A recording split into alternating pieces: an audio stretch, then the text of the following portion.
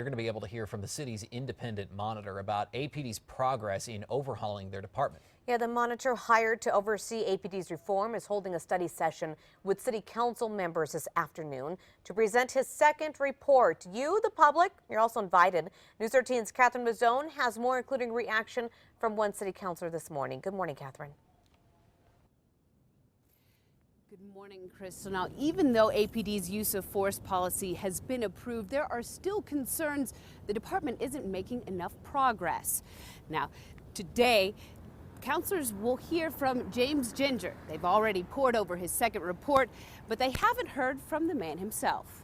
The flaws that we saw, the things that are not being completed and done, I think need to be addressed publicly, and it does need to be as transparent as possible. City Councilor Ken Sanchez says the second report is troubling, something Ginger also noted in his latest report, calling the city out for its process to write those policies, calling them, quote, disjointed and disorganized.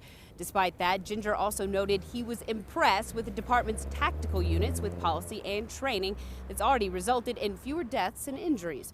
But Sanchez says it's unfortunate taxpayers have spent over $2 million for a process that's already gone on 2 years. He says he'd now be willing to pay for outside experts to help if it means APD will get its policies and procedures in order. However, he did add at the last council meeting, Chief Gordon Eden took responsibility for meeting settlement agreement requirements. Sanchez says they are watching.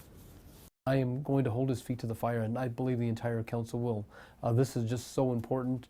We are under a federal settlement agreement, and we must conform with the courts. Councilor Sanchez says Ginger has been very critical of APD, but many have also been very critical of Ginger. Now, Sanchez says he does believe Ginger is doing a good job and thinks that Ginger is working in the best interest of Albuquerque. Back to you. All right, thanks so much, Catherine. The public is invited to sit in on Ginger's study session today. It's from noon to 1:30 at City Hall.